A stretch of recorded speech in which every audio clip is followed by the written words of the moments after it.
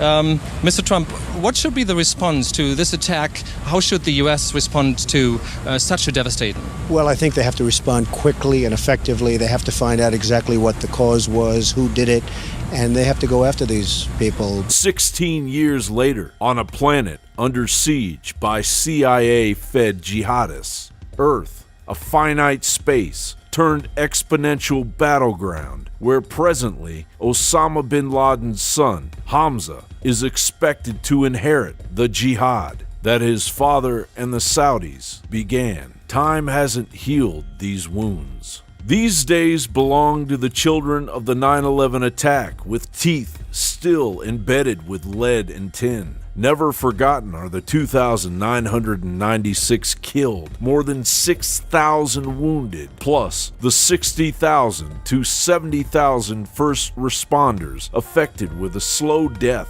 replete with aluminum, glass, asbestos, jet fuel, and thermite.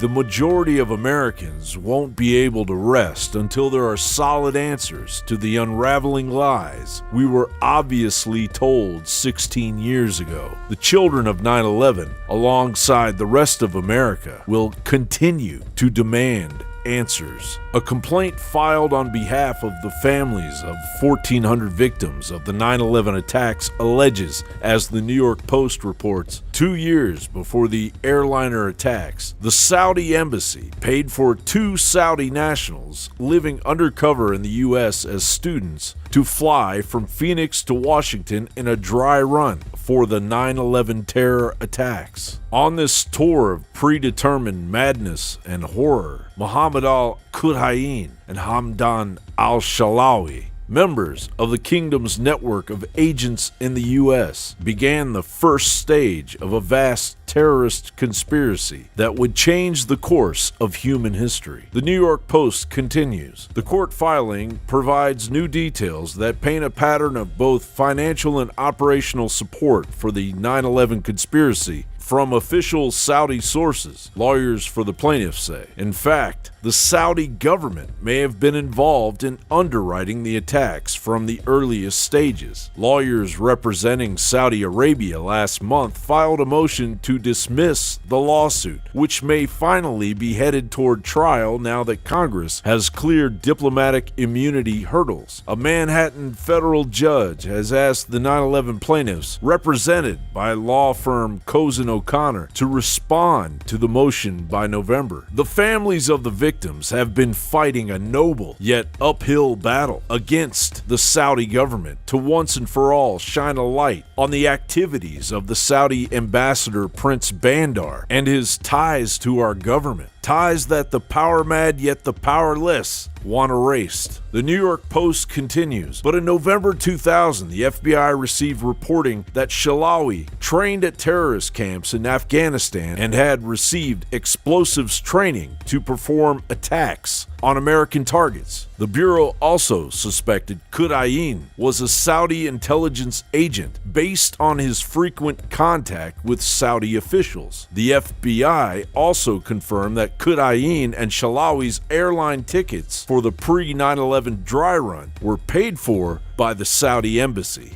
John Bound reporting.